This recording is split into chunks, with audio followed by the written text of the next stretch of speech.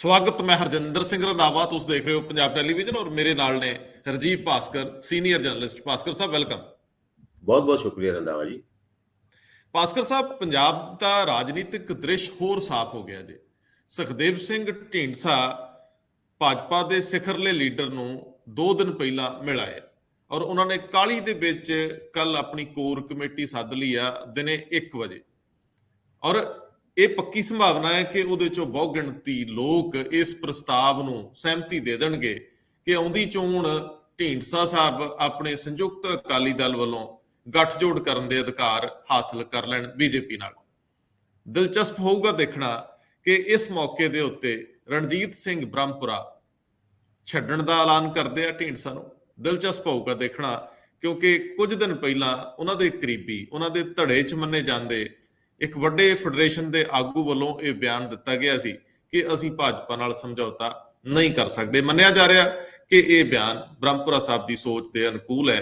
ਹਾਲਾਂਕਿ ਉਸ ਲੀਡਰ ਬਾਰੇ ਇਹ ਕਿਹਾ ਜਾਂਦਾ ਹੈ ਕਿ ਉਹ ਅੱਜ ਕੱਲ੍ਹ ਢੀਂਡਸਾ ਸਾਹਿਬ ਦੇ ਕਰੀਬ ਆ, ਲੇਕਿਨ ਕੱਲ ਬਹੁ ਗਿਣਤੀ ਢੀਂਡਸਾ ਸਾਹਿਬ ਨੂੰ ਅਖਤਿਆਰ ਦੇ ਦੇਗੀ ਕੋਰ ਕਮੇਟੀ ਸੰਯੁਕਤ ਅਕਾਲੀ ਦਲ ਦੀ ਭਾਜਪਾ ਨਾਲ ਜਾਣ ਲਈ। ਦਿਲਚਸਪ ਹੋਊਗਾ ਦੇਖਣਾ ਕਿ ਭਾਰਤੀ ਜਨਤਾ ਪਾਰਟੀ ਸੰਯੁਕਤ ਅਕਾਲੀ ਦਲ ਨੂੰ ਕਿੰਨੀਆਂ ਸੀਟਾਂ ਆਫਰ ਕਰਦੀ ਹੈ। ਪਹਿਲੀ ਨਜ਼ਰੇ 10 ਕੁ ਦੇ ਆਸ-ਪਾਸ ਸੀਟਾਂ ਆਫਰ ਕੀਤੀਆਂ ਜਾ ਰਹੀਆਂ ਨੇ ਔਰ ਇਹ ਵੱਧ ਕੇ ਅੰਕੜਾ ਅੱਗੇ ਪਿੱਛੇ ਥੋੜਾ ਬਹੁਤਾ ਹੋ ਸਕਦਾ ਹੈ।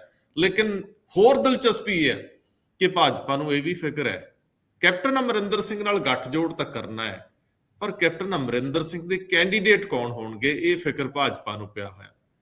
ਉਹ ਲਿਸਟ ਕਿਹੜੀ ਦੇਣਗੇ, ਇਹ ਦਿਲਚਸਪ ਹੋਊਗਾ, ਕਿਉਂਕਿ ਪੰਜਾਬ ਲੋਕ ਕਾਂਗਰਸ ਨਾਲ ਜੁੜਨ ਨਾਲੋਂ ਸਿੱਧੇ ਭਾਜਪਾ ਜਾਣ ਨੂੰ ਤਰਜੀਹ ਦੇ ਰਹੇ ਨੇ, ਜਿਹੜੇ ਕਦੇ ਕੈਪਟਨ ਦੇ ਗਲਿਆਰਿਆਂ 'ਚ ਮੰਨੇ ਜਾਂਦੇ ਸੀ। ਇੱਕ ਹੋਰ ਦਿਲਚਸਪੀ, ਜ਼ਿਆਦਾ ਅਹਿਮ ਦਿਲਚਸਪੀ, ਇੱਕ ਵੱਡਾ ਹਮਲਾ ਆਮ ਆਦਮੀ ਪਾਰਟੀ ਦੇ ਭਗਵੰਤ ਮਾਨ ਕੇਂਦਰ ਦੀ ਰਾਜਨੀਤੀ ਤੇ ਬੋਲਦੇ ਆ। ਬਹੁਤ ਵੱਡੇ ਲੀਡਰ ਨੇ 4 ਦਿਨ ਪਹਿਲਾਂ ਭਗਵੰਤ ਮਾਨ ਨੂੰ ਪੈਸਿਆਂ ਦੀ ਆਫਰ ਦਿੱਤੀ, ਵਜ਼ੀਰੀ ਦੀ ਆਫਰ ਦਿੱਤੀ। ਭਗਵੰਤ ਮਾਨ ਦਾ ਇਲਜ਼ਾਮ ਆ ਪੂਰੀ ਸਿਆਸਤ ਭਾਗੀ, ਦੋਵੇਂ ਧਿਰੀ ਗਹਿ ਗੱਚ ਮੁਕਾਬਲਾ ਹੈ, ਲੇਕਿਨ ਬਹੁਤ ਸਾਰੇ ਸਵਾਲ ਉੱਠ ਖੜੇ ਹੋਏ ਆ। ਇੱਕ ਕਲਾਕਾਰ, ਇੱਕ ਤੇਜ਼ ਤਰਾਰ ਨੇਤਾ, ਪਾਰਲੀਮੈਂਟ 'ਚ ਜ਼ਬਰਦਸਤ ਬੋਲਣ ਵਾਲਾ, ਇਹ ਕਾਹਲੀ 'ਚ ਭੁੱਲ ਗਿਆ ਕਿ ਜੇ ਕੋਈ ਬਹੁਤ ਵੱਡਾ ਲੀਡਰ, ਕਿਉਂਕਿ ਭਗਵੰਤ ਮਾਨ ਦੀ ਬਹੁਤ ਲੰਬੀ ਵੱਡੇ ਲੀਡਰ ਤੇ ਗੱਲ ਹੋਈ ਹੈ, ਬਹੁਤ ਵੱਡਾ, ਜੇ ਪੈਸਿਆਂ ਦੀ ਆਫਰ ਫੋਨ ਤੇ ਦੇ ਰਿਹਾ ਫਿਰ ਉਹ ਵੱਡਾ ਨਹੀਂ ਹੋ ਸਕਦਾ, ਕਿਉਂਕਿ ਕਿਸੇ ਨੇ ਕੱਚੀਆਂ ਗੋਲੀਆਂ ਤੇ ਖੇਡੀਆਂ ਨਹੀਂ ਕਿ ਉਹ ਭਗਵੰਤ ਮਾਨ ਨੂੰ ਪੈਸਿਆਂ ਦੀ ਆਫਰ ਦੇਵੇ। ਹਾਂ, ਵਜ਼ੀਰੀ ਦੀ ਆਫਰ ਹਾਸੇ ਠੱਠੇ 'ਚ ਹੋ ਸਕਦੀ ਹੈ। ਅਸੀਂ 3 ਦਿਨ ਪਹਿਲਾਂ ਇਹ ਪ੍ਰੋਗਰਾਮ ਦੇ ਵਿੱਚ ਕਿਹਾ ਸੀ ਕਿ ਭਗਵੰਤ ਮਾਨ ਤੇ ਡੋਰੇ ਪਾ ਰਹੇ ਨੇ ਔਰ ਵਜ਼ੀਰੀ ਦਿੱਤੀ ਜਾ ਸਕਦੀ ਹੈ, ਕਿਉਂਕਿ ਐਂਟੀ ਡਿਫੈਕਸ਼ਨ ਉਹਨਾਂ ਤੇ ਲਾਗੂ ਨਹੀਂ ਹੁੰਦਾ, ਕਿਉਂਕਿ ਇਕਲੌਤੇ ਨੇ MP। ਲੇਕਿਨ ਭਗਵੰਤ ਮਾਨ ਜ਼ਿਆਦਾ ਉਤਸ਼ਾਹ ਦੇ ਵਿੱਚ ਆਪਣੀ ਪਾਰਟੀ ਨੂੰ ਖੁਸ਼ ਕਰਨ ਦੇ ਨਜ਼ਰੀਏ ਤੋਂ, ਆਪਣੇ ਲੀਡਰ ਨਾਲ ਹੋਰ ਨੇੜਤਾ ਚਾਹੁੰਦਿਆਂ, ਪੰਜਾਬ ਦੇ ਵਿੱਚ ਚਿਹਰਾ ਬਣਨ ਦੀ ਲਾਲਸਾ ਦੇ ਵਿੱਚ, ਉਤਸ਼ਾਹ ਦੇ ਵਿੱਚ ਜ਼ਿਆਦਾ ਬੋਲ ਗਏ। ਮੈਨੂੰ ਲੱਗਦਾ ਹੈ ਕਿ ਇਹ ਗੱਲ ਬਹੁਤਿਆਂ ਦੇ ਹਜਮ ਹੋਣੀ ਨਹੀਂ। ਤਰਕ ਦੇ ਉੱਤੇ, ਦਲੀਲ ਦੇ ਉੱਤੇ ਮੰਨ ਲਓ ਕਿ ਜੇ ਬਹੁਤ ਵੱਡਾ ਲੀਡਰ, ਕਿਉਂਕਿ ਪ੍ਰਧਾਨ ਮੰਤਰੀ ਤਾਂ ਕਿਸੇ ਨਾਲ ਰਾਬਤਾ ਰੱਖਦੇ ਨਹੀਂ, ਤੇ ਦੂਜੇ ਨੰਬਰ ਦੇ ਲੀਡਰ ਅਮਿਤ ਸ਼ਾਹ ਨੇ, ਮੰਨ ਲਓ ਅਮਿਤ ਸ਼ਾਹ ਫੋਨ ਕਰ ਦਿੰਦੇ ਨੇ, ਤਾਂ ਫਿਰ ਕੀ ਭਗਵੰਤ ਮਾਨ ਨੂੰ ਪੈਸਿਆਂ ਲਈ ਕਹਿਣਗੇ, ਮੀਟਿੰਗ ਲਈ ਕਹਿਣਗੇ?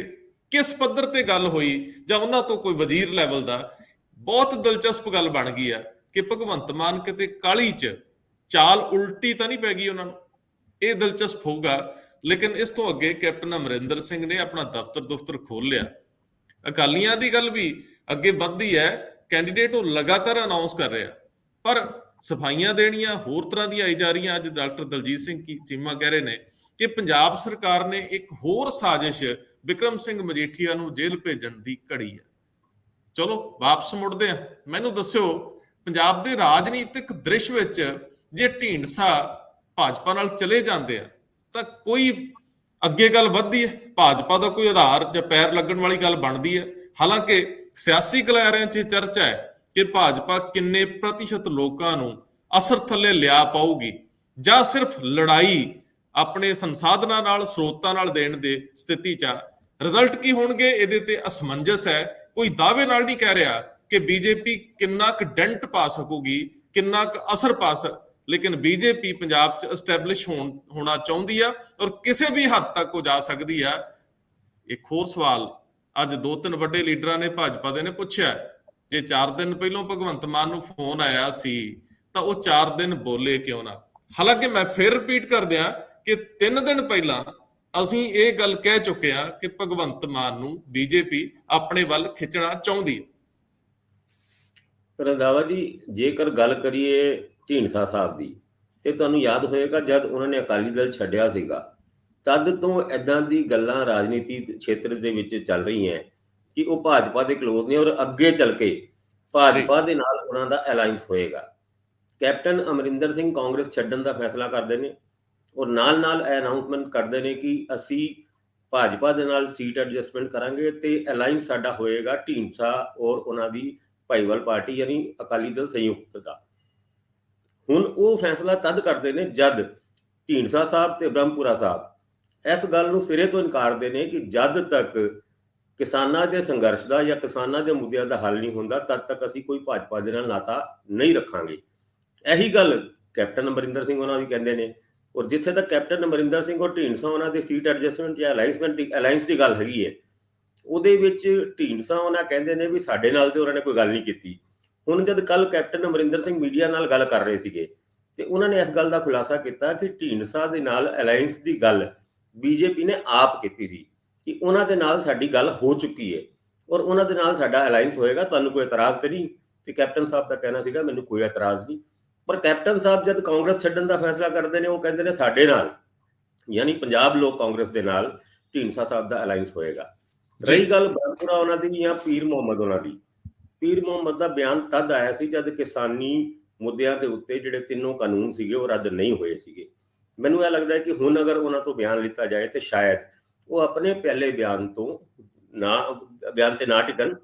ਪਰ ਹੁਣ ਅਲਾਈਅੰਸ ਤੇ ਇਹਨਾਂ ਦਾ ਪੱਕਾ ਹੋਣਾ, ਅਲਾਈਅੰਸ ਹੋਣਾ ਜਾਂ ਢੀਂਡਸਾ ਸਾਹਿਬ ਜਾਂ ਫਿਰ ਕਹੀਏ ਕੈਪਟਨ ਸਾਹਿਬ ਭਾਜਪਾ ਦੇ ਵਿੱਚ ਡਾਇਰੈਕਟਲੀ ਸ਼ਾਮਿਲ ਹੁੰਦੇ ਹੈ ਜਾਂ ਫਿਰ ਸੰਯੁਕਤ ਮੋਰਚਾ ਜਾਂ ਸੰਯੁਕਤ ਅਕਾਲੀ ਦਲ ਦਾ ਜਾਂ ਪੰਜਾਬ ਲੋਕ ਕਾਂਗਰਸ ਦਾ ਕੋਈ ਮਿਲਾ ਜੁਲਾ ਸੀਟ ਐਡਜਸਟਮੈਂਟ ਜਾਂ ਅਲਾਈਅੰਸ ਹੁੰਦਾ। ਇਹਦੇ ਉੱਤੇ ਵੀ ਹੁਣ ਡਾਊਟ ਹੋ ਗਿਆ ਕਿਉਂਕਿ ਲੱਗਦਾ ਐਵੇਂ ਕਿ ਭਾਜਪਾ ਹੁਣ ਸਿੱਧੀ ਹੋਣ ਨੂੰ ਫਿਰਦੀ ਹੈ। ਅਕਾਲੀ ਦਲ ਦੇ ਵੱਡੇ ਆਗੂਆਂ ਦੇ ਉੱਤੇ ਉਹਨਾਂ ਨੇ ਪਹਿਲੇ ਹੀ ਡੋਰੇ ਪਾਣੇ ਸ਼ੁਰੂ ਕਰਤੇ ਨੇ ਔਰ ਕਿਹਾ ਜਾ ਰਿਹਾ ਹੈ ਕਿ ਆਉਣ ਵਾਲੇ ਹਫ਼ਤੇ ਦੇ ਵਿੱਚ ਅਕਾਲੀ ਦਲ ਦੇ ਹੋਰ ਵੀ ਕਈ ਵੱਡੇ ਆਗੂ ਭਾਜਪਾ ਨੂੰ ਡਾਇਰੈਕਟਲੀ ਜੁਆਇਨ ਕਰ ਸਕਦੇ ਨੇ। ਤੇ ਇਦਾਂ ਦੇ ਹਾਲਾਤ ਵਿੱਚ ਜੇ ਕੈਪਟਨ ਅਮਰਿੰਦਰ ਸਿੰਘ ਢੀਂਡਸਾ ਹੋਣਾ ਜਾਂ ਹੋਰ ਆਗੂ ਜਿਨ੍ਹਾਂ ਦੇ ਨਾਲ ਹਜੇ ਸੀਟ ਐਡਜਸਟਮੈਂਟ ਦੀ ਗੱਲ ਚੱਲਦੀ ਹੈ ਉਹ ਡਾਇਰੈਕਟਲੀ ਭਾਜਪਾ ਦੇ ਵਿੱਚ ਵੀ ਸ਼ਾਮਿਲ ਹੋ ਸਕਦੇ ਨੇ ਔਰ ਇਹਨਾਂ ਵਿੱਚੋਂ ਹੀ ਇੱਕ ਚਿਹਰਾ ਮੁੱਖ ਮੰਤਰੀ ਦੇ ਤੌਰ ਤੇ ਭਾਜਪਾ ਪੇਸ਼ ਕਰ ਸਕਦੀ ਹੈ। ਹੁਣ ਗੱਲ ਰਹੀ ਢੀਂਡਸਾ ਸਾਹਿਬ ਦੀ। ਢੀਂਡਸਾ ਸਾਹਿਬ ਨੂੰ ਜਦ ਉਹਨਾਂ ਦੇ ਅਲਾਈਅੰਸ ਦੀ ਗੱਲ ਚੱਲਦੀ ਪਈ ਸੀ ਆਮ ਆਦਮੀ ਪਾਰਟੀ ਨਾਲ, ਤਦ ਵੀ ਇਹ ਗੱਲਾਂ ਚੱਲਦੀ ਸੀਗੀ ਕਿ 10 ਕੁ ਸੀਟਾਂ ਉਹਨਾਂ ਨੂੰ ਆਮ ਆਦਮੀ ਦੇਣ ਵਾਸਤੇ ਤਿਆਰ ਹੋ ਗਈ ਹੈ। ਪਰ ਉਹਨਾਂ ਨੇ ਸ਼ਰਤ ਇਹ ਰੱਖੀ ਹੈ ਕਿ ਢੀਂਡਸਾ ਸਾਹਿਬ ਦੀ ਪਾਰਟੀ ਨੂੰ ਆਮ ਆਦਮੀ ਪਾਰਟੀ ਦੇ ਨਾਲ ਮਰਜ ਹੋਣਾ ਪਏਗਾ। ਇਹੀ ਸ਼ਰਤ ਅਗਰ ਭਾਜਪਾ ਰੱਖਦੀ ਹੈ ਤੇ ਕੋਈ ਗੱਲ ਗਲਤ ਨਹੀਂ ਹੋ ਸਕਦੀ। ਹੁਣ ਤੇ ਗੱਲ ਉਹ ਵੇ ਉਹਦੇ ਹਿਸਾਬ ਨਾਲ ਅੱਗੇ ਵਧੀ। ਮੈਂ ਇੱਥੇ ਕਿਉਂਕਿ ਤੁਸੀਂ ਗੱਲ ਮੋੜ ਤੇ ਲਾਏ ਹੋ ਉੱਤੇ ਜਿੱਥੇ ਮੇਰੀ ਦਖਲਅੰਦਾਜ਼ੀ ਬਣਦੀ ਹੈ ਕਿ ਜਦੋਂ ਇਹ ਮੀਟਿੰਗ ਹੁੰਦੀ ਆ ਉਸ ਤੋਂ ਪਹਿਲਾਂ ਬੀਜੇਪੀ ਵਿਜਿਤ ਸੀ ਕਿ ਢੀਂਡਸਾ ਸਾਹਿਬ ਸਾਡੇ ਨਾਲ ਕਿਉਂ ਨਹੀਂ ਆ ਜਾਂਦੇ। ਜੇ ਇੱਕੋ ਰਸਤੇ ਤੇ ਚੱਲਣਾ ਹੈ ਤਾਂ ਢੀਂਡਸਾ ਸਾਹਿਬ ਆਪਣੀ ਪਾਰਟੀ ਸਾਡੇ ਨਾਲ ਸ਼ਾਮਲ ਕਿਉਂ ਨਹੀਂ ਕਰ ਲੈਂਦੇ। ਲੇਕਿਨ ਢੀਂਡਸਾ ਸਾਹਿਬ ਦਾ ਇਹ ਤਰਕ ਸੀ ਜੋ ਸਾਡੇ ਸਰੋਤ ਦੱਸਦੇ ਆ ਕਿ ਅਸੀਂ ਆਪਣੀ ਲੜਾਈ ਸ਼੍ਰੋਮਣੀ ਗੁਰਦੁਆਰਾ ਪ੍ਰਬੰਧਕ ਕਮੇਟੀ ਦੀਆਂ ਚੋਣਾਂ ਔਰ ਧਾਰਮਿਕ ਰਾਜਨੀਤੀ ਲਈ ਅੱਗੇ ਵਧਾਉਣੀ ਹੈ। ਤੁਹਾਡੇ 'ਚ ਸ਼ਾਮਲ ਹੋ ਕੇ ਸਾਡੀ ਉਹ ਰਾਜਨੀਤੀ ਮਰਦੀ ਹੈ। ਔਰ ਦੂਜੀ ਗੱਲ, ਸਾਡੀ ਇੱਕ ਹੋਂਦ ਹਸਤੀ ਹੈ, ਅਸੀਂ ਅਕਾਲੀ ਦਲ ਦਾ ਸਬਸਟੀਟਿਊਟ ਬਣਨਾ ਚਾਹੁੰਦੇ ਹਾਂ, ਅਸੀਂ ਬਾਦਲਕਿਆਂ ਦਾ ਬਦਲ ਬਣਨਾ ਚਾਹੁੰਦੇ ਹਾਂ। ਸੋ ਉਹ ਉਹਨਾਂ ਦੀ ਰਾਜਨੀਤੀ ਅੱਗੇ ਤਾਂ ਹੀ ਵੱਧਦੀ ਹੈ ਜੇ ਉਹਨਾਂ ਦੀ ਆਪਣੀ ਵੱਖਰੀ ਹੋਂਦ ਬਣੀ ਰਵੇ।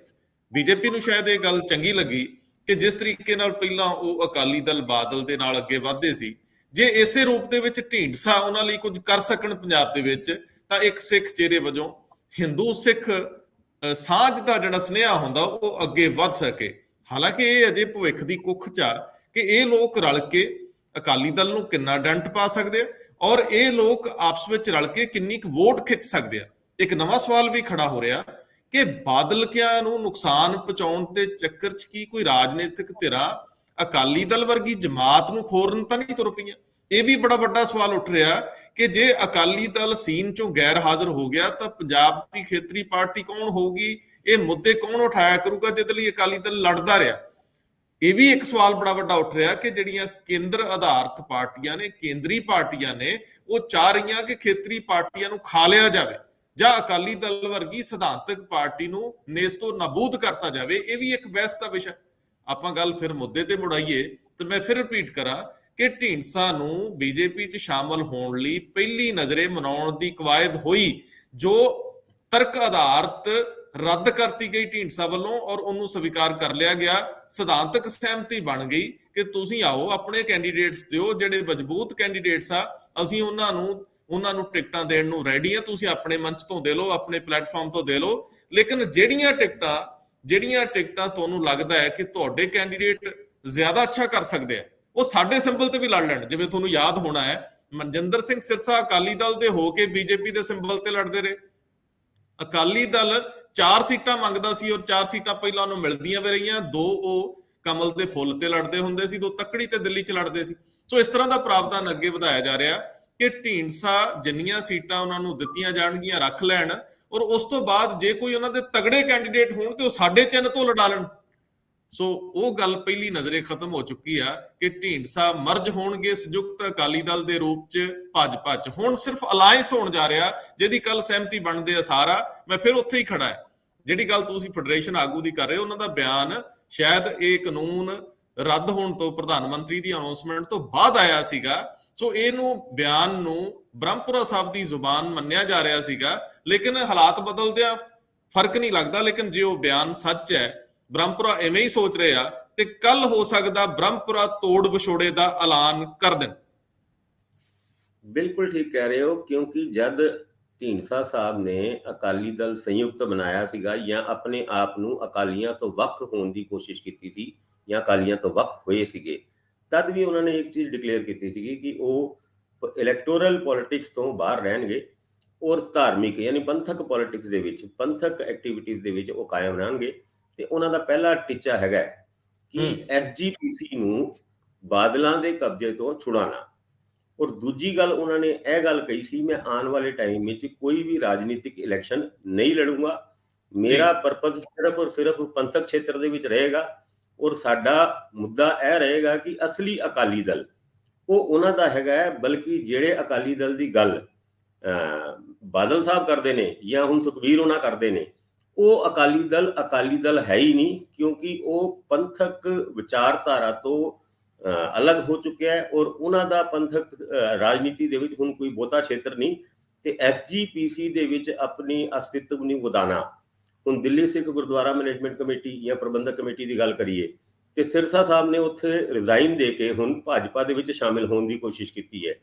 ਖੈਰ ਇਸ ਕਵਾਇਦ ਦੇ ਵਿੱਚ ਵੀ ਉਹ ਢੀਂਡਸਾ ਦੇ ਨਾਲ ਹੋ ਸਕਦੇ ਨੇ ਕਿ ਅੱਗੇ ਚੱਲ ਕੇ ਧਾਰਮਿਕ ਖੇਤਰ ਦੇ ਵਿੱਚ ਉਹ ਦਿੱਲੀ ਸਿੱਖ ਗੁਰਦੁਆਰਾ ਮੈਨੇਜਮੈਂਟ ਕਮੇਟੀ ਦੇ ਉੱਤੇ ਦੁਬਾਰਾ ਤੋਂ ਆਪਣਾ ਇੱਕ ਅਸਤਿਤਵ ਕਾਇਮ ਕਰਕੇ ਭਾਵੇਂ ਉਹ ਢੀਂਡਸਾ ਸਾਹਿਬ ਨਾਲ ਹੀ ਜੁੜ ਜਾਣ ਜਾਂ ਢੀਂਡਸਾ ਸਾਹਿਬ ਨੂੰ ਆਪਣੇ ਨਾਲ ਰਲਾ ਲੈਣ ਔਰ ਐਸਜੀਪੀਸੀ ਦੇ ਇਲੈਕਸ਼ਨ ਬਤੌਰ ਸਿਰਸਾ, ਕਿਉਂਕਿ ਜਿੱਥੇ ਅਕਾਲੀ ਦਲ ਦੀ ਗੱਲ ਆਉਂਦੀ ਹੈ ਔਰ 2 ਕਨਸਟੀਟਿਊਸ਼ਨ ਹੋਣ ਦੀ ਗੱਲ ਆਉਂਦੀ ਹੈ, ਜਿਹਦੇ ਵਿੱਚ ਬਲਦੇਵ ਸਿੰਘ ਖੇੜਾ ਉਹਨਾਂ ਨੇ ਜਿਹੜਾ ਉਹਨਾਂ ਦੇ ਉੱਤੇ ਕੇਸ ਵੀ ਕੀਤਾ ਹੋਇਆ ਹੈ ਕਿ ਧਾਰਮਿਕ ਬਲਵੰਤ ਸਿੰਘ ਖੇੜਾ ਉਹਨਾਂ ਨੇ, ਤੇ ਉਹੀ ਚੀਜ਼ ਭਾਜਪਾ ਦੇ ਵਿੱਚ ਜਾ ਕੇ ਉਹਨਾਂ ਨੂੰ ਇਹ ਗੱਲ ਆਪਣੇ ਆਪ ਵਿੱਚ ਸਮਝਾਣੀ ਤੇ ਸਮਝਣੀ ਔਖੀ ਹੋਏਗੀ ਕਿ ਉਹ ਕਿਸ ਆਧਾਰ ਤੇ ਧਾਰਮਿਕ ਖੇਤਰ ਦੇ ਵਿੱਚ ਐਂਟਰ ਕਰ ਰਹੇ ਨੇ। ਕਿਉਂਕਿ ਕਾਂਗਰਸ ਜਦ ਐਸਜੀਪੀਸੀ ਦੇ ਇਲੈਕਸ਼ਨ ਲੜਨ ਦੀ ਗੱਲ ਕਰਦੀ ਸੀ ਕਿ 2002 ਦੇ ਵਿੱਚ, ਤਦ ਵੀ ਬਾਦਲਾਂ ਨੇ ਇਹ ਗੱਲ ਕਹੀ ਸੀ ਕਿ ਪੰਥਕ ਖੇਤਰ ਦੇ ਵਿੱਚ ਕਿਸੇ ਹੋਰ ਪੋਲੀਟੀਕਲ ਪਾਰਟੀ ਦਾ ਇੰਟਰਵੈਂਸ਼ਨ ਉਹ ਆਪਣੇ ਆਪ ਵਿੱਚ ਕਨਸਟੀਟਿਊਸ਼ਨ ਦੇ ਵੀ ਖਿਲਾਫ ਹੈ।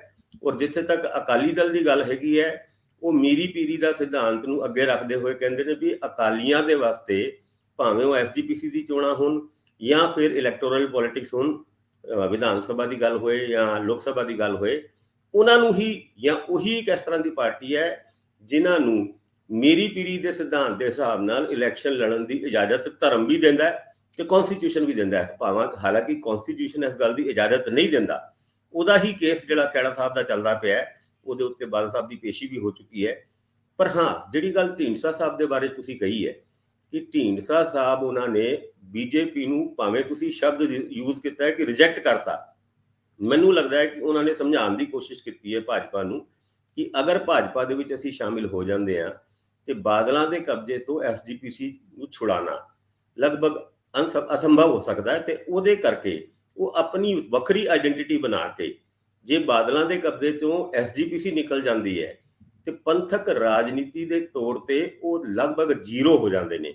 ਉਹਦੀ ਹੀ ਕਵਾਇਦ ਸ਼ੁਰੂ ਕਰਨ ਵਾਸਤੇ, ਐਸਜੀਪੀਸੀ ਦੇ ਵਿੱਚ ਐਂਟਰੀ ਪਾਉਣ ਵਾਸਤੇ ਢੀਂਡਸਾ ਸਾਹਿਬ ਨੇ ਬੀਜੇਪੀ ਨੂੰ ਇਸ ਗੱਲ ਦੇ ਵਾਸਤੇ ਪੈਸੀਫਾਈ ਕੀਤਾ ਹੈ ਕਿ ਫਿਲਹਾਲ ਅਸੀਂ ਤੁਹਾਨੂੰ ਜੁਆਇਨ ਨਹੀਂ ਕਰਦੇ, ਔਰ ਜਿਹੜੀ ਬੀਜੇਪੀ ਦੀ ਟਿਕਟ ਦੇ ਉੱਤੇ ਅਕਾਲੀ ਆਗੂਆਂ ਦਾ ਇਲੈਕਸ਼ਨ ਲੜਨਾ, ਢੀਂਡਸਾ ਸਾਹਿਬ ਦੇ ਕੈਂਡੀਡੇਟਸ ਦਾ ਇਲੈਕਸ਼ਨ ਲੜਨਾ, ਉਹਦੀ ਵੀ ਇੱਕ ਕਵਾਇਦ ਡਿਸਕਸ ਹੋਈ ਔਰ ਸ਼ਾਇਦ ਉਹਦੇ ਉੱਤੇ ਸਹਿਮਤੀ ਵੀ ਬਣ ਚੁੱਕੀ ਹੈ। ਬਿਲਕੁਲ ਠੀਕ ਹੈ, ਲੇਕਿਨ ਸਾਰੀ ਉਮਰ ਇਲਜ਼ਾਮ ਲੱਗਦਾ ਰਿਹਾ ਜਦੋਂ ਦੇ ਬੀਜੇਪੀ ਨਾਲ ਸਾਂਝ ਪ੍ਰਕਾਸ਼ ਸਿੰਘ ਬਾਦਲ ਹੋਰਾਂ ਨੇ ਪਾਈ ਆ ਕਿ ਇਹ ਤਾਂ ਆਰਐਸਐਸ ਦੇ ਏਜੰਡੇ ਨੂੰ ਅੱਗੇ ਵਧਾਉਂਦੇ ਆ। ਹੁਣ ਇਹ ਇਲਜ਼ਾਮ ਫਿਰ ਸ਼ਿਫਟ ਹੋ ਕੇ ਢੀਂਡਸਾ ਵੱਲ ਜਾਊਗਾ। ਨੋ ਡਾਊਟ ਬਾਦਲ ਕਿਆਂ ਨੂੰ ਇਹਦਾ ਦੇਰ ਸਵੇਰ ਫਾਇਦਾ ਵੀ ਮਿਲਣਾ ਚਾਹੀਦਾ ਔਰ ਮਿਲੂਗਾ, ਜੇਕਰ ਉਹ ਆਪਣੀ ਇਮੇਜ ਸਾਫ਼ ਕਰਨ 'ਚ ਸਫਲ ਹੋ ਜਾਂਦੇ ਆ ਜਾਂ ਇਹ ਗੱਲ ਮਨਾਉਣ 'ਚ। ਇਹ ਕਿਤੇ ਜਾ ਕੇ, ਜੇ ਅੱਜ ਨਹੀਂ ਲੇਕਿਨ ਅਗਲੇ ਸਮੇਂ ਦੇ ਵਿੱਚ ਜਾ ਕੇ, ਜੇ ਤੁਸੀਂ ਹੋਰ ਟੇਢੇ ਤਰੀਕੇ ਨਾਲ ਦੇਖੋ ਤਾਂ ਕੁਦਰਤੀ ਤੌਰ ਤੇ ਜੇਕਰ ਭਾਜਪਾ ਦੀ ਥਿੰਕਰ ਆਰਐਸਐਸ ਆ, ਉਹਨਾਂ ਦਾ ਥਿੰਕ ਟੈਂਕ, ਉਹਨਾਂ ਦਾ ਢਾਂਚਾਗਤ ਜਿਹੜਾ ਸਿਸਟਮ ਆ ਉਹ ਆਰਐਸਐਸ ਤੋਂ ਅੱਗੇ ਵੱਧਦਾ ਹੈ, ਤਾਂ ਉਹਨਾਂ ਨਾਲ ਜੁੜੇ ਲੋਕ ਅਛੂਤ ਨਹੀਂ ਰਹਿ ਸਕਣਗੇ।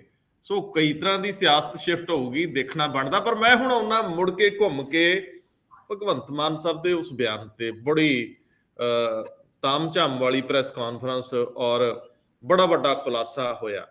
ਇਹ ਖੁਲਾਸੇ ਤੋਂ ਪਹਿਲਾਂ ਅਸੀਂ 3 ਦਿਨ ਪਹਿਲਾਂ ਇਹ ਗੱਲ ਕਹੀ ਸੀਗੀ ਕਿ ਭਗਵੰਤ ਮਾਨ ਕੇਂਦਰ 'ਚ ਵਜ਼ੀਰ ਬਣ ਸਕਦੇ ਆ, ਔਰ ਇਹ ਵਜ਼ੀਰ ਬਣਨ ਦੀ ਕਨਸੋਚ ਸੀਗੀ ਕਿ ਭਗਵੰਤ ਮਾਨ ਨੂੰ ਇਸ ਤਰ੍ਹਾਂ ਦੀ ਆਫਰ ਦਿੱਤੀ ਗਈ ਆ ਜਾਂ ਅੰਦਰ ਡਿਸਕਸ ਹੋਈ ਆ। ਮੈਂ ਉਸ ਦਿਨ ਵੀ ਦਾਅਵਾ ਕੀਤਾ ਸੀ ਕਿ ਸਾਨੂੰ ਕੋਈ ਪਤਾ ਨਹੀਂ ਕਿ ਕਿਸ ਪੱਧਰ ਤੇ ਗੱਲਬਾਤ ਚੱਲੀ ਹੈ, ਪਰ ਗੱਲ ਜ਼ਰੂਰ ਤੁਰੀ ਆ ਕਿ ਭਗਵੰਤ ਮਾਨ ਵਰਗਾ ਮੈਂਬਰ ਪਾਰਲੀਮੈਂਟ ਬੀਜੇਪੀ ਦੇ ਖੇਮੇ 'ਚ ਹੋਵੇ ਤੇ ਪੰਜਾਬ 'ਚ ਬੈਨੀਫਿਟ ਹੋ ਸਕਦਾ। ਸ਼ਾਇਦ ਇਹ ਗੱਲ ਕਿਤੇ ਜਾ ਕੇ ਅੱਗੇ ਨਹੀਂ ਵੱਧ ਸਕੀ ਜਾਂ ਟੁੱਟ ਗਈ, ਜਾਂ ਭਗਵੰਤ ਮਾਨ ਨੇ ਜਮਾਂ ਘਟਾਓ ਦੇ ਵਿੱਚ ਇਹਨੂੰ 4 ਦਿਨ ਸੋਚਿਆ ਸਮਝਿਆ ਤੇ ਫਿਰ ਫੈਸਲਾ ਕੀਤਾ ਕਿ ਨਹੀਂ, ਇੱਥੇ ਰਹਿਣ ਦਾ ਫਾਇਦਾ ਹੈ।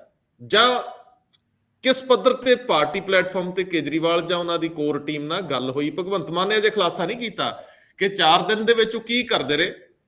ਜਦੋਂ ਉਹਨਾਂ ਨੂੰ ਫੋਨ ਆਇਆ ਬਹੁਤ ਵੱਡੇ ਲੀਡਰ ਦਾ, ਮੈਂ ਬਹੁਤ ਲਮਕਾ ਕੇ ਤਾਂ ਕਹਿਣਾ ਕਿ ਭਗਵੰਤ ਮਾਨ ਲਮਕਾ ਕੇ ਕਹਿ ਰਿਹਾ, ਜੇ ਬਹੁਤ ਵੱਡੇ ਲੀਡਰ ਦਾ ਫੋਨ ਆਇਆ ਤੇ ਸਭ ਤੋਂ ਪਹਿਲਾਂ ਉਹਨਾਂ ਦਾ ਪ੍ਰਤੀਕਰਮ ਕੀ ਸੀ, ਉਹਨਾਂ ਨੇ ਇਹ ਨਹੀਂ ਦੱਸਿਆ ਕਿ ਮੈਂ ਜਵਾਬ ਕੀ ਦਿੱਤਾ।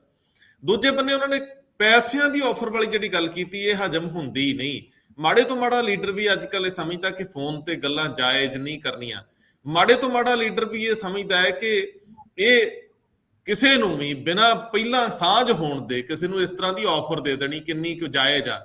ਜਿਹੜਾ ਤੁਹਾਡਾ ਵਿਰੋਧੀ ਹੈ, ਜਿਹੜਾ ਪਾਰਲੀਮੈਂਟ ਤੁਹਾਡੇ ਖਿਲਾਫ ਬੋਲ ਰਿਹਾ, ਉਹਨੂੰ ਤੁਸੀਂ ਕਿੱਦਾਂ ਇਸ ਤਰ੍ਹਾਂ ਦੀ ਪੈਸਿਆਂ ਦੀ ਆਫਰ ਦੇ ਸਕਦੇ ਵੀ ਆਪਣੀ ਕੀਮਤ ਦੱਸ ਕਿੰਨੇ 'ਚ ਵਿਕਣਾ ਹੈ। ਇਹ ਗੱਲ ਜੇ ਬਹੁਤ ਵੱਡਾ ਲੀਡਰ ਕਰ ਰਿਹਾ ਤੇ ਮੈਂ ਉਹਨੂੰ ਬਹੁਤ ਵੱਡਾ ਮੰਨਦਾ ਹੀ ਨਹੀਂ। ਸੋ ਜੇ ਭਗਵੰਤ ਮਾਨ ਇਹਨੂੰ ਐਗਜ਼ੈਜਰੇਟ ਕਰ ਗਿਆ ਜਾਂ ਉਤਸ਼ਾਹ ਦੇ ਵਿੱਚ ਕੁਝ ਜ਼ਿਆਦਾ ਬੋਲ ਗਿਆ ਤੇ ਭਗਵੰਤ ਮਾਨ ਦੀ ਰਾਜਨੀਤੀ ਵੀ ਇਹਦੇ ਨਾਲ ਪ੍ਰਭਾਵਿਤ ਹੋਊਗੀ, ਇਹਦੇ 'ਚ ਕੋਈ ਦੋਰਾਵਾ ਨਹੀਂ। ਪਰ ਜੇ ਕਿਸੇ ਪੱਧਰ ਤੇ ਇਸ ਤਰ੍ਹਾਂ ਦੀ ਆਫਰ ਦਿੱਤੀ ਗਈ ਹੈ, ਵਜ਼ੀਰੀ ਤਾਂ ਕਿਸੇ ਨੂੰ ਵੀ ਆਫਰ ਕੀਤੀ ਜਾ ਸਕਦੀ ਆ, ਉਹ ਪਰ ਦੂਜੀ ਪਾਰਟੀ ਦੇ ਬੰਦੇ ਪੁੱਟ ਕੇ ਲਿਆਉਣੇ ਮਾੜੀ ਗੱਲ ਆ। ਲੇਕਿਨ ਜੇ ਭਗਵੰਤ ਮਾਨ ਆਪਣੇ ਆਪ ਨੂੰ ਇਸ ਦੋਸ਼ ਪ੍ਰਤੀ ਦੋਸ਼ ਦੇ ਵਿੱਚੋਂ ਆਮ ਆਦਮੀ ਪਾਰਟੀ 'ਚ ਨਿਕਲਦਾ ਉੱਭਰਦਾ ਵਿਖਾਈ ਦੇ ਰਿਹਾ, ਤਾਂ ਮੈਨੂੰ ਲੱਗਦਾ ਕਿ ਇਹ ਗੱਲ ਕਹਿਣੀ ਸਮੇਂ ਤੋਂ ਪਹਿਲਾਂ ਦੀ ਗੱਲ ਹੋਊਗੀ। ਅਜੇ ਕੇਜਰੀਵਾਲ ਇਸ ਆਧਾਰ ਤੇ ਅਨਾਉਂਸਮੈਂਟ ਕੋਈ ਕਰ ਦੇਣ ਮੈਨੂੰ ਔਖੀ ਲੱਗਦੀ ਆ, ਲੇਕਿਨ ਕੇਂਦਰੀ ਸਿਸਟਮ ਦੇ ਵਿੱਚੋਂ ਵੀ ਕੇਜਰੀਵਾਲ ਦੇ ਰਾਘਵ ਚੱਡਾ ਨੇ ਸਖਤ ਬਿਆਨ ਜਾਰੀ ਕੀਤਾ।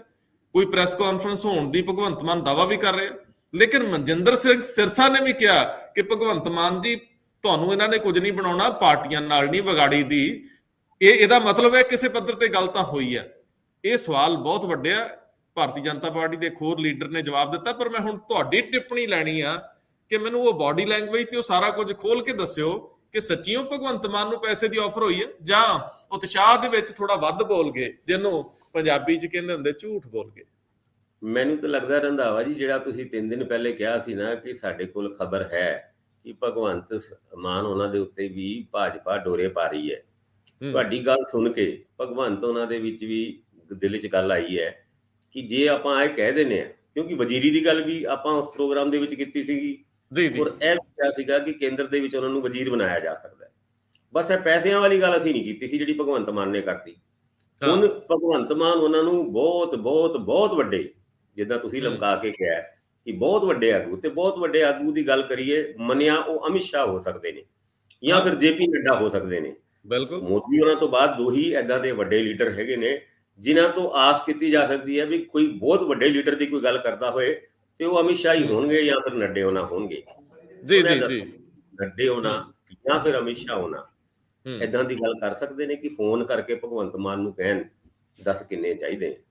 ਇਹ ਤੇ ਆਪਣੇ ਆਪ ਵਿੱਚ ਗੱਲ ਬੜੀ ਛੋਟੀ ਜੀ ਲੱਗਦੀ ਹੈ। ਭਾਵੇਂ ਕਿਹਾ ਜਾਂਦਾ ਹੈ ਕਿਸੇ ਬੜੇ ਵੱਡੇ ਲੀਡਰ ਨੇ ਆਫਰ ਦਿੱਤੀ, ਵੱਡੇ ਲੀਡਰ ਦਾ ਨਾਂ ਲੈ ਕੇ ਉਹਨਾਂ ਨੇ ਇਸ ਗੱਲ ਨੂੰ ਛੋਟੀ ਕਰਤਾ। ਜੇ ਇਹ ਗੱਲ ਨਾ ਕਰਦੇ ਤੇ ਸ਼ਾਇਦ ਇਸ ਗੱਲ ਦੇ ਉੱਤੇ ਵਿਸ਼ਵਾਸ ਵੀ ਕੀਤਾ ਜਾ ਸਕਦਾ ਸੀ, ਔਰ ਏਦਾਂ ਦੀ ਗੱਲਾਂ ਚੱਲ ਵੀ ਰਹੀ ਸੀਗੀ ਰਾਜਨੀਤਿਕ ਖੇਤਰ ਦੇ ਵਿੱਚ।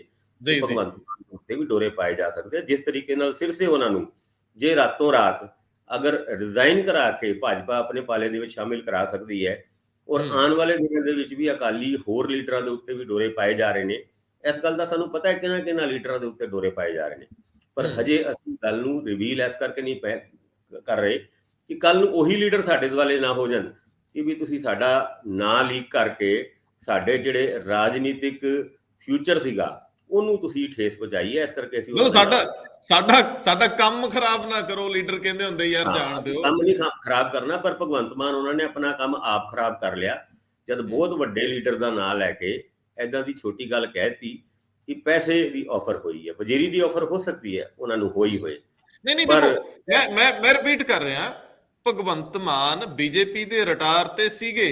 ਉਹ ਚਾਹ ਰਹੇ ਸੀਗੇ ਕਿ ਨਾ ਤਾਂ ਇੱਥੇ ਕੋਈ ਇਸ ਤਰ੍ਹਾਂ ਦਾ ਲਾ ਜਿਹੜਾ ਪਾਰਟੀ ਬਦਲਣ ਵਾਲਾ ਲਾਗੂ ਹੁੰਦਾ ਹੈ, ਇਕੱਲੇ ਇਕਲੌਤੇ ਹੈਗੇ ਆ, ਬੋਲਣ ਵਾਲੇ ਹੈਗੇ ਆ। ਪੰਜਾਬ ਦੇ ਵਿੱਚ ਇਹਨਾਂ ਦੀ ਅਪੀਲ ਹੈਗੀ ਆ, ਪੰਜਾਬ 'ਚ ਭੀੜ ਇਕੱਠੀ ਕਰ ਸਕਦੇ ਆ। ਤਾਂ ਬੀਜੇਪੀ ਨੂੰ ਵਾਰਾ ਖਾਂਦਾ ਸੀ ਕਿਸੇ ਪੱਧਰ ਤੇ ਉਹਨਾਂ ਦੀ ਗੱਲ ਚੱਲਦੀ ਹੈ। ਔਰ ਉਹ ਜੇ ਭਗਵੰਤ ਮਾਨ ਜਾਣਾ ਚਾਹੁੰਦੇ ਤੇ ਕੋਈ ਮੁਸ਼ਕਲ ਨਹੀਂ ਸੀ। ਇਹ ਵੀ ਸੀ ਭਗਵੰਤ ਮਾਨ ਪਾਰਟੀ 'ਚ ਨਾਰਾਜ਼ ਚੱਲਦੇ ਆ, ਗੱਲਾਂ ਬਹੁਤ ਤਰ੍ਹਾਂ ਦੀਆਂ ਸੀਗੀਆਂ। ਲੇਕਿਨ ਭਗਵੰਤ ਮਾਨ ਦਾ ਇਹ ਕਹਿਣਾ ਤੇ ਉਹਦੇ ਵਿੱਚ ਹੁਣ ਦੇਖਣਾ ਇਹ ਹੋਊਗਾ ਭਾਸਕਰ ਸਾਹਿਬ ਕਿ ਸਬੂਤ ਕਿਹੜੇ ਭਗਵੰਤ ਮਾਨ ਪੇਸ਼ ਕਰਦੇ ਆ। ਕੀ ਕੋਈ ਰਿਕਾਰਡਿੰਗ ਹੈ, ਕੀ ਕੋਈ ਆਡੀਓ ਰਿਕਾਰਡਿੰਗ ਹੈ? ਜੇ ਇਸ ਤਰ੍ਹਾਂ ਦੀ ਉਹ ਪੇਸ਼ ਕਰ ਦੇਣ ਤੇ ਕਿਆ ਮਜ਼ਾ ਆ ਜੇ, ਪੰਜਾਬ ਦੀ ਪੋਲਿਟਿਕਸ ਕਿਆ ਖੁੱਲ ਜੇ।